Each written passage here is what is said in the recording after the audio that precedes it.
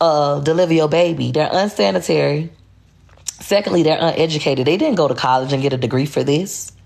Why are you letting these uneducated people deliver your babies when these bitches been delivering babies since they was 12?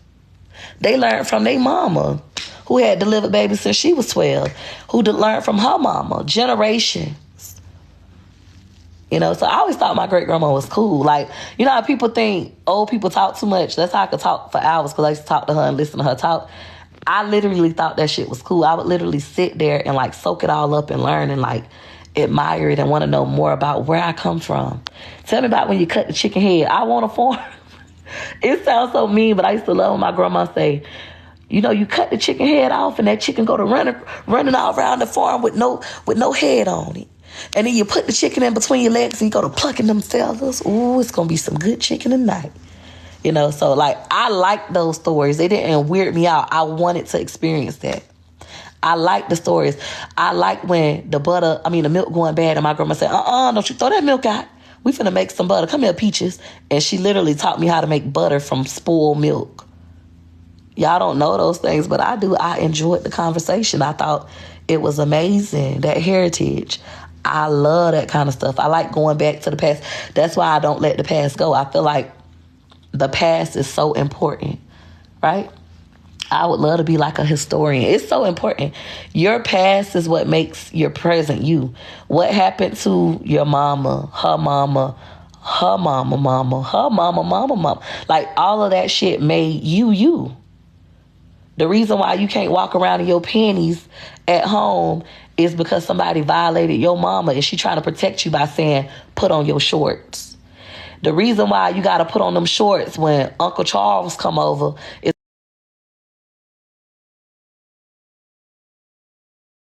because Uncle Charles is disgusting. He needs to not be around kids. Let's turn his ass in, because that would bring shame to the family. Right? We're going to wear Uncle Charles shame. This Uncle Charles is just a hypothetical name. I'm just throwing that out there. Because it would bring shame to the family, we're going to tell you don't wear that around Uncle Charles to protect you, instead of just getting rid of Uncle Charles. So then when somebody talk about what Uncle Charles did, you the bad person, because you don't tell family secrets. That's not for the internet. Whole time, bitch, you know Uncle Charles nasty. He touched you, your sister, your brother, your cousin, your uncle before him. He done touched everybody. He probably touched grandma, his nasty ass. But instead, because it would bring shame to the family, we not going to say what Uncle Charles did. Instead, we're going to try to not provoke Uncle Charles. Well, Uncle Charles just a sick motherfucker. Somebody did it to him, and just like they sweeping it under the rug for him, they swept it under the rug for the person that did it. Unless he get help, unless he get it out and talk to somebody about it, it will continue. Unless he's super intentional about it and learns his triggers, it will continue. Generational trauma. You know, people like to say it's generational curses. That's what they like to call it. It make them feel better because they feel like they can't break it. It's a curse. It's a spell was put on us. And there's nothing we could do about it. That's why I hate the word generational curses, because there's no such thing. It's not a curse. Y'all literally just got to make a different decision. You just got to make a different decision. It's going to be hard. You're going to have to get around people who want what you want. You're going to have to read books. You're going to have to watch the videos. You're going to have the ugly conversations. You're going to look like the bad guy. You're going to have to get around the other bad guys that look like the bad guys. And you're going to know, like, I'm really not the bad guy. I'm normal. These bitches is the sick ones. These are the delusional ones. These are the crazy ones. So I love this kind of conversation. I love it. Gonna have to do the work, exactly. For those of you who don't like these kind of conversations and you trying to change me, like, oh, let's talk about this, let's talk about that. We're not talking about that right now. You gotta go. You gotta leave, because I don't want to change. I like this. This is my favorite topic. That's when I start blaming, like, my mom or my daddy. I know, like, my current action is my fault, but it's because I seen my mama and my daddy, who seen their mama, their daddy, who seen their mama and their daddy. Somebody probably got on drugs because something happened to them and they didn't get help. Instead of talking about it, they decided to just drink the pain away or sniff it away or smoke it away. Or they tried to talk about it and the family came and attacked them and ganged up on them and shut them down for telling the truth. Do y'all know how sick that is? You telling the truth, and because you told the truth and it was ugly and it was painful, we rather be mad at you and hate you and bring you down for telling the truth, when if you get rid of the problems, the people that's causing the pain, and you talk about the truth and learn different ways to cope, the whole family can heal. Like, that stuff is crazy. But lately I've been listening to, I just ran into this man on TikTok. I ran into his videos and I've been listening to him. And he was talking about how when you learn these new things, you're not supposed to run to your family and tell them. I didn't know that, but now it makes sense. He say, you learn these new things and you thinking, oh my God, I done learned this. I got to go tell my family. And when you go tell them the new things that you learned, they start beating the shit out you. Because how dare you motherfucker come around here and try to get us to change? Or how dare you motherfucker live in your light and be different? How dare you be different? How dare you have the courage to do what I don't, you bitch? They hate that for you. So what you got to do for anybody that is, I'm not going to say woke because I don't call myself a woke. Whatever term you like, I would say for any of you guys who just see through the bullshit, you're a realist. You know what's really going on. Don't go back and try to tell them what's really going on. Let them motherfuckers stay lost in the sauce and you just forget about them. Just move on. Because they're going to beat the shit out of you for being a light, for being the truth. They don't like it. It makes them realize all of their ugly ways that they're not yet ready to change. Change is hard work. A lot of people don't want to do it. So stop going back to teach them that kind of stuff. It hurts their feelings. It make them feel dumb, weak, stupid, all the things that they're calling you. They're just projecting how they feel on you. That's what it makes them feel like. So just stay away. Keep your distance. You don't got to be like me and cut them off for good if that's not what you want to do. But I'm done with my family. I won't ever in life speak to them again, except those in this house. Let me join the group. I'm on here tearing up. Oh, now you want to join my sisterhood circle? When I do my phone calls, we do shit like this. And I don't be the only one talking. We be on that bitch crying. We be on there praying. We be on there getting you together. Like, if you wrong, we not going to uplift wrongness. You wrong, bitch, we going to tell you wrong. And you could tell us why you feel like you ain't wrong. We not going to be like, oh, we going to listen to your perspective. You be like, I ain't wrong because of blah, blah, blah. And we might think, you know what? I never looked at it that way. You know what? You actually right. Or maybe if we both look at it this way, like it's literally a good discussion. It's not one of those, I'm not a dictator. Everybody don't got to agree with Peach. Everybody has to respect Peach boundaries. Like, you can't force your belief system on me. And I can't do that to you either. I can tell you this is what I think. And you can say this is what I think. And we can either agree or agree to disagree. And still be cool. Just because we don't agree don't mean I got to hate you or you got to hate me. But we still must respect each other's beliefs. There's no difference in how some people believe in Buddhism. Some people believe in Christianity. Some people are Jehovah's Witnesses, right? I don't go knocking bitches across the head just because they believe in different religions. Same thing with these kind of conversations. And if your family won't allow you to have this outlook, because in my family, when I used to try to have these conversations, because I always been like this. Oh, I don't know if y'all seen that video. It's my favorite video now of all times. I just seen it when I first woke up this morning. It made me so happy. I hope y'all seen it. It's going viral. It's a little black girl, and she at the graveyard. And she asked her, she said, Auntie, where's Jesus' grave? I don't know if this video new, but it's new to me. And the auntie was like, well, Jesus don't have a grave because Jesus rose. Because Jesus rose from the dead. And the little girl looked, and she said, that don't make no sense, and walked off. I said, ooh, she's the light. Ooh, she's the light. She the one. She gonna be bad. Ooh, I was so happy. I said, and I love that the auntie ain't whoop her for it, like beat her out of it. Because I remember when I first started questioning like religion when I was little, I'm like, you know, is God real? If God is real, then how about this? I start asking those questions and get slapped the shit out of. You don't ask nothing like that. Don't you dare ask me no shit like, instead of them saying, I don't know if he's real for real, like, but I know me believing that God is real helps me cope. It gives me hope. It helps me be kind to others because I think I'm going to heaven. It allows me to forgive people so I won't be... Like, they could have explained it to me that way. Instead of just flipping out, cussing me out, wanting to slap me and shit, like weird shit. I can't even ask about religion, right? Or you can't even share, I know for a fact God is real because if God wasn't real, blah, blah, blah. Or, of course God is real. This is why I believe God is real. And to literally give me that. Instead, they want to beat your ass. They want to beat your ass. But then if you say, is Santa Claus real? Of course he's not fucking real, you know? It's like, so I let my children ask me these questions. I love it. I like the philosophy era. If y'all ever like read that part in history, that was like one of my favorite eras to read about.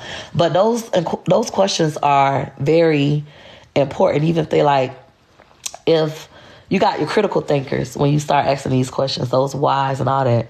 The Bible has so many answers. People be so lost, all the answers are free. The Bible long and boring than a motherfucker. Let's just be honest.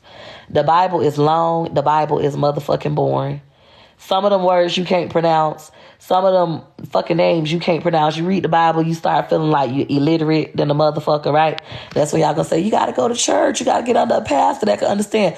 Then you start interpreting things in the Bible differently. That's when your grandma gonna say, you go pull out a Bible thing and be like, Grandma, the Bible said blah, and your grandma get mad.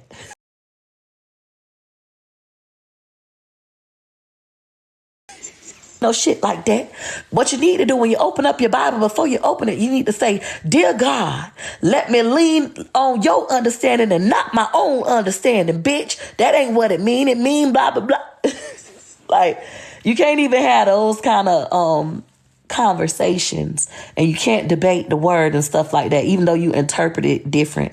Y'all gotta remember, even in high school, I was in college English classes, and it's like full of white kids. There's only 2 black people in there. Me and Anthony McNeil. We the only 2 black people in there. Anthony McNeil went off, joined the military. He's doing well in life. We still debate on Facebook every now and again. He got on my fucking nerves because he want to prove how smart he is, and I got to remind him, nigga, I'm smarter, right? But I love Anthony McNeil. We love having a good debate. But in that class, we would be the only black people in that class full of white people. And we got to see how white people have a debate. Black people get mad and go to cussing and fussing. White people literally have a debate backed up with facts. They literally sit there and will debate. Like, if your first reaction when your child asks you a question is to flip the fuck out, then bitch, you already don't know the answer. You already wrong. I want to have a mature debate where I don't got to cuss you out. I know how to do that. Y'all seen how I talked to the people at Red Lobster, and y'all was getting worked up, like thinking I was going to flip out and cuss people out because it's hand my food. I talked to them like normal, and I talked to them in my proper voice, and y'all was like, oh, it's the voice, she being sarcastic. No, I really know how to talk like that. I talked like that for years. I decided I like acting black, ghetto, and ratchet. Well, my mama say I'm not ghetto, I'm just ratchet. My mama say she ghetto. She's the real ghetto girl. I'm just ratchet because ain't nothing about me dumb, stupid. I played a part. I can act real dumb, but I'm very intelligent. Like, my elevator really goes to the penthouse. Even with my inability to spell, my elevator still goes to the penthouse, all right? Bilingual, what would that do? Me being bilingual gonna make you feel better? My elevator still goes to the penthouse. My family called me a witch for burning stage, but they said it's in the Bible. Look, even if you think about it, you do what works for you, because at the end of the day, I don't let people tell me how to act according to the Bible. Like I told y'all, I seen first experience. My grandma go to church every Sunday. That whole teach Sunday school, then she go fuck that lady husband. She picks what parts of the Bible she lives by. She go to church every Sunday, teach Sunday school, and let them sell dope out of her sister's house who can't walk, who can't feed herself. Like, for real, can't go in the kitchen and do shit for herself or bathe herself. She let people neglect her, but then she go to church every Sunday and go to Bible. I don't respect nobody that go to church and tell me how to live out the Bible and they don't do it themselves. I tell everybody, pick and choose what works for you to survive. Because at the end of the day, that's what everybody's doing. Even the motherfuckers in church. They go to church and they listen to the pastor preach the word just to get them enough hope to make it to next motherfucking Sunday. Because life is hard. You had a bad experience. I did, Shay Money. Life is hard. So some of you guys got to watch. Like, for me, I don't go to church, but I watch motivational videos. I listen to a lot of Les Brown, E.T. I ain't going to tell you the white folk I listen to. I'm going to keep them in my pocket. You know, a nigga going to keep some to themselves. But I listen to people like that, right?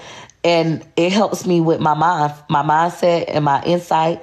And then when I'm struggling, when I'm going through my depressed mom phase and I don't want to get out of bed, I go look at other moms on YouTube getting out of bed, cooking, cleaning, and I say, bitch, if they could do it, I could do it. That's how I get my hope. Some of you guys get hope for me. That's why I won't stop making my real life with Peach videos, not just for the money. I make money, of course. I'm always going to make the money.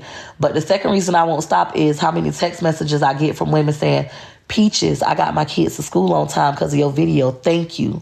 Videos of kids at the YMCA, black kids, ain't never been to the YMCA where they from. And they mama like, Peaches, I went and got that YMCA membership. Our pool don't close to 8. It's indoors and it's heated. Man, we in here having a ball. Thank you, Peaches. We doing cooking classes next week. Like, my videos help people that are like me, that come from where I come from, that didn't have the best guidance, who parents ain't know what the fuck they were doing, and they still don't know what the fuck they doing, just like I don't know what the fuck I'm doing. But we're trying to be better. We're not using that as an excuse like, well, I ain't know, my mama ain't know. We're like literally doing the work to try to be better. They watch my videos and I get them insight, I get them hope, I give them a different way to think. I do my 3 E's, educate, entertain, elevate. And then they go out in the world and they be great, and it changed the lives of kids. And that's my ultimate goal. I told you I want to be an English teacher because my English teacher changed the trajectory of my life. I thought I'm going to grow up, hopefully make it to 16 in school, because ain't nobody in my family finished high school, right? Traditionally, nobody did. They all just went back recent and started getting diplomas and shit. But traditionally, my mama, her mama, my great-grandmama, none of them bitches, my sister, none of them finished high school. I was the first one on my mama's side. My daddy's side smart, but I don't know them people like that. My mama's side is what I'm talking about. So anyways, I'm the first one to do this. But if it wasn't for my 8th grade English teacher telling me, Peaches, you can go to college.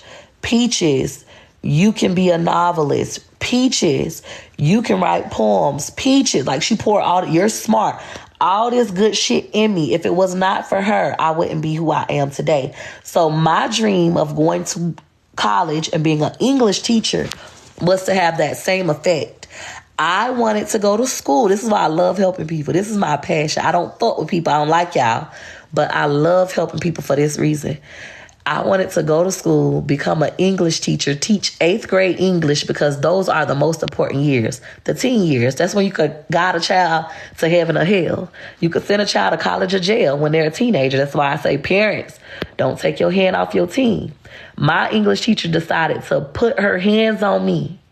She put her hands on me. And when she put her hands on me, she told me something different, poured something different into me. And I said to myself, Peaches, if you could do this for just one child and make a child feel how she just made you feel, oh my God, you have served your purpose.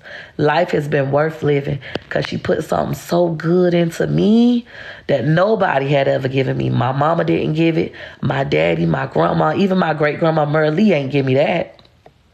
Merle just trying to get me to make it to tomorrow. This lady got me dreaming bigger than a motherfucker, bitch. I don't know nobody in college, bitch. College. I'm trying to just make it to 16, hopefully get pregnant by the biggest dope boy kingpin, and get up out the hood. Maybe I could get some Section 8. Them my dreams and aspirations. And I'm just keeping it a buck with y'all. I'm being honest.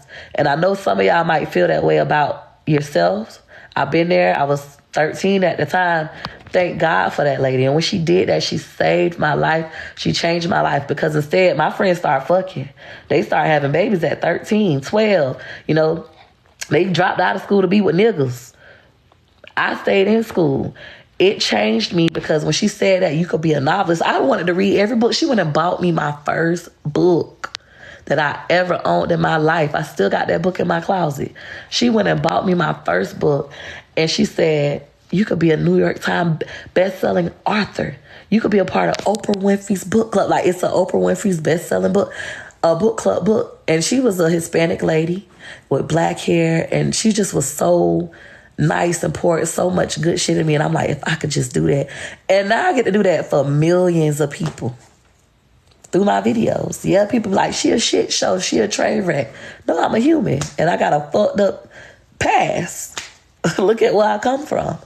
But because that lady poured something different in me, I started believing different. And once I believed different, I had different. It's literally that simple. Even when it comes to my sister, I'ma always bring my sister up because yeah, I don't fuck with that hoe right now. I'm never gonna talk to that bitch again. But I still want my sister to move out the projects. I know my sister could own a house. That hoe good at managing her money. That hoe got good credit. She keep her home clean. And her kids don't deserve that. Don't let the hood kidnap your kids. For anybody listening to me, whether you like me or not, version of you, you can get better. You can have the things that you dream of having. Even if it seems hard, even if it seems unattainable, even if you see other people try to do it and fail, you can still do it and succeed. Go do it. And if you fail, oh, well, that's a part of life. You're going to learn something. If you learn something from it, it's not a loss, bitch. Get over yourself. Forgive yourself. That's how I'm able to eat this. And how many people keep making videos? She broke. She gambled all her money. She don't got car insurance. Guess what, bitch?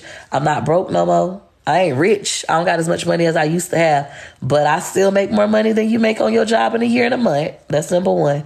A bad month for me is $20,000 a month. I don't know too many people who say $20,000 is a bad month. That's a bad month for me. That's number one. Number two, all of my kids are being taken care of by me, by myself. Not the government, bitch, me. Not no nigga, bitch, me. Not my mom. I'm not sleeping in no shelter. I'm not sleeping on nobody's floor. I'm better than I once was. Okay? And number three, I continue to strive to be better. I'm able to wear this. I got car insurance now, ho. And that's how I just did a mindset class. Not really a mindset, a sisterhood circle. And in my sisterhood circle, we had somebody in there who didn't want to pay all the bills no more. It was like they didn't want to pay all the bills. They feel like their husband should help, blah, blah, blah, blah, blah. And everybody was like, just stop paying it. I wouldn't pay that bill. That bill will be off. That's what I did, right? I told her, don't do that. That's dumb. You got to have somewhere to live. No matter what, pay your bills. That's what I did with my car insurance situation.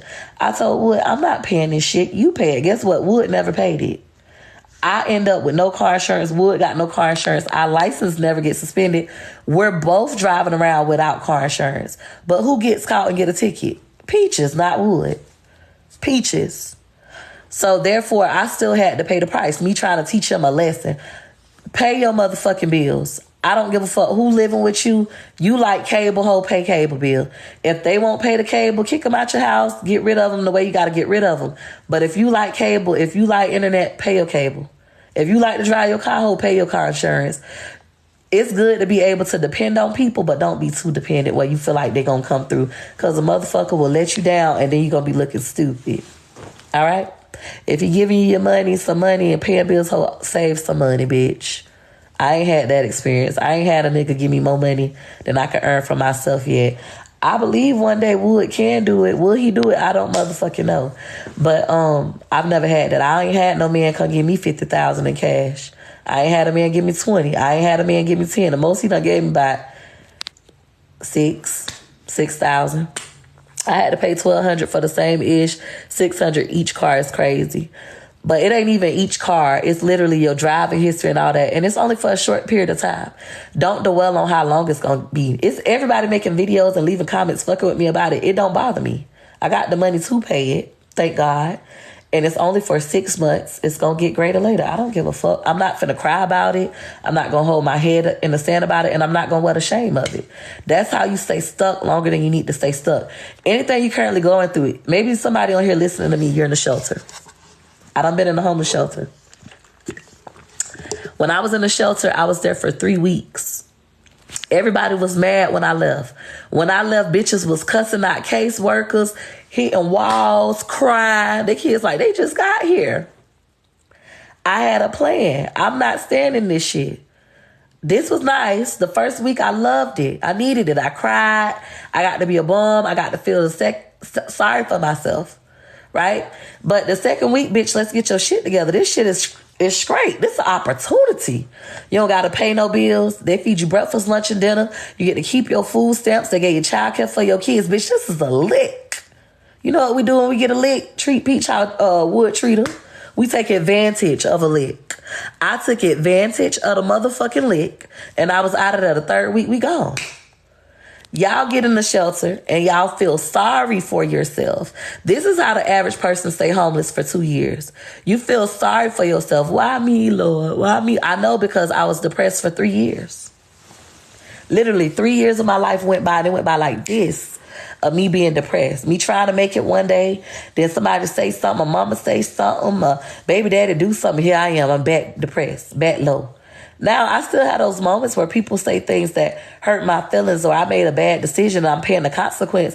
But now, bitch, I only stay in bed for, I don't even give myself a full day. Bitch, a couple hours, 3 hours, so your children don't deserve that. My mindset has changed. So we bounce back quicker.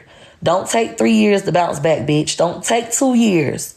Don't walk around feeling sorry for yourself for 2 years. Don't walk around feeling sorry for yourself for 2 months. Your car got repo, oh motherfucking well. How you gonna get to work, bitch? How you finna get another one?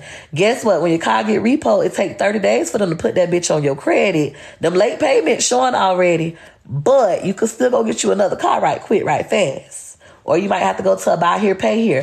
That's okay. It's gonna cost you a little bit more money, but keep that motherfucking car for 3 months and let them bitches get it back and go buy you a car cash. Catch the bus. Maybe get a work from home job. But bitch, no matter what, get up. Why are you still feeling sorry for yourself? Nobody gives a fuck. I don't feel sorry for me. I lost hundreds of thousands of dollars. I made $1 million last year. I don't own a home.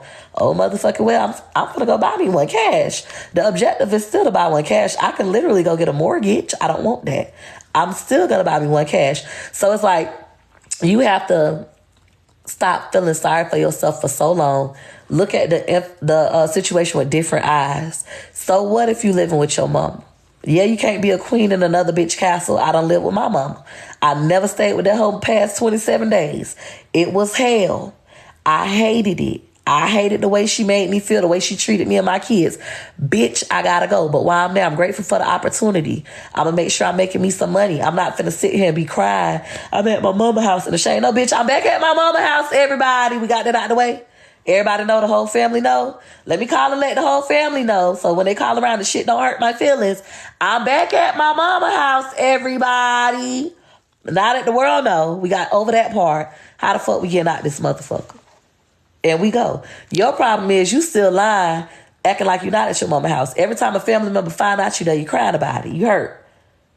I told y'all the first time I went back to my mama house as an adult, that bitch had a party. My first day that hurt me so bad. Bitch, you talking about come move with you to save money. I ain't even have to move out my house. Come move with you to save money. How you gonna help me? And the next day you have a fucking pool party. As soon as I walk downstairs, y'all cooking, got the music going. I walk downstairs, everybody in this motherfucker. Oh, y'all, Peach is living with me now. Yeah, she gotta live with me for a while till she get back on. Bitch, I had to run the wood and cry about it. But after that, I'm gone. I'm up out of here. I don't even think I lasted 20 days that time. I've never lived with her past 27 days. Bitch, I gotta go. I'm gone. Bye. You know, my mama moved in with me and my family. She was not helpful at all. That hoe gotta go then. Stop letting people move with you. I know, like, some of us had to live with other people and they made it a nightmare. Don't let nobody come disrupt you and your children. Please send them to a shelter. The shelter is nice. The shelter is nice. It be the people in the shelter with the fucked up attitudes. They over there feeling sorry for themselves. They mad at themselves. Don't be that person. Be the person, even if you go to your mammy house, be the person that's happy that you got a mama who will let you in the door. Some people mama won't. Take advantage of the opportunity. I'm happy this hoe let me stay here. I don't got to pay that much bill. I always still pay. I pay my way. I don't believe in that. I'm happy I don't got to pay $2,000 in rent. But let me get this whole $500 so she can get up off my bike. Now let me grind and keep the rest of my money. And bitch, let's go. Let's go. Let's go. Somebody beating on my motherfucking door and I don't know who that is. Baby, hold on. Let me call my husband. Because I know it ain't him. Hold on, y'all.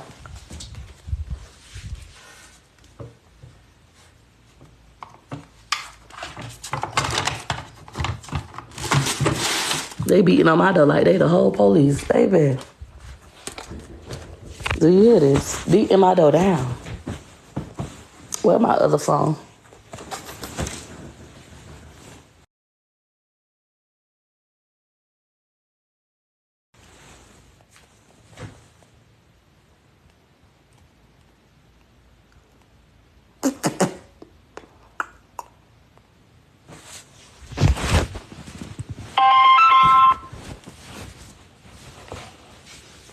Hold on.